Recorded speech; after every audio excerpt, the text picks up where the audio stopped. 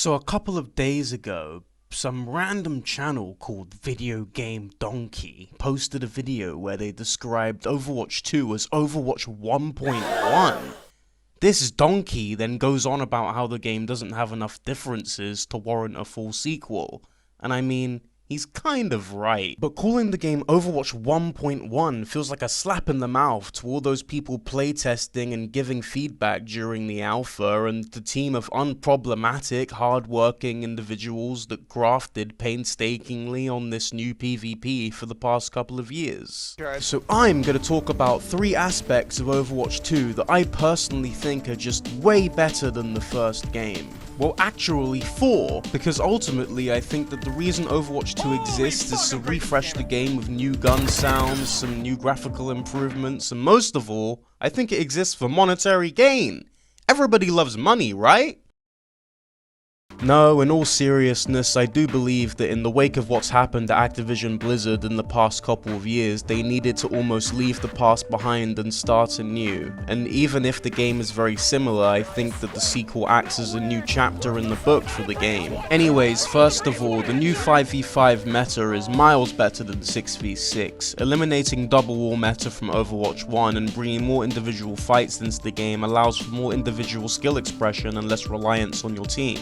Everyone I've talked to about Overwatch 2 is serious when they say they don't think they could ever go back to Overwatch 1. The main reason I think this is because the game just feels more fun and fresh than the first one. People that play Overwatch competitive and have gone through so many metas over the past almost 6 years deserve the big overhaul to the meta. Point number 2 is the new maps. Midtown, Circuit Royale, New Queen Street, and Colosseo. These are some of the best designed Overwatch maps Blizzard has ever created. The reason they're so good is because they've had the time to understand how the game is played via Overwatch League and VODs and have gone away to craft maps that really add impact to how the game is played. Circuit Royale's long winding road up to high ground, for example, is a very frustrating but new and refreshing map element that adds a real necessity to switch onto a long range DPS if you want any chance of getting up there. So yeah, anyways, the new maps, my favourite being Midtown, are really fun and well designed.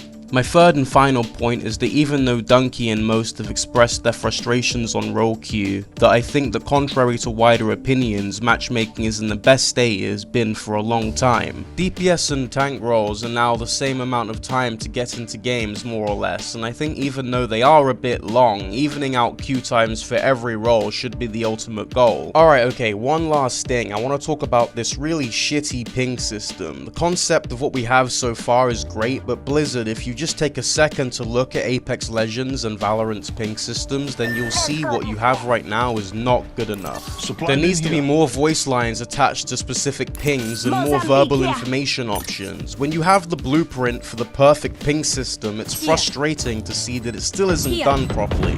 P.S. Dunkey made a brilliant video, but I think with the following he has, even if done in satire, there needs to be some responsibility to be critical when necessary and also give praise where it's due, especially when your opinion is so valued and respected in the gaming community. Okay, I'm done. I hope this was informative or whatever. See y'all next time.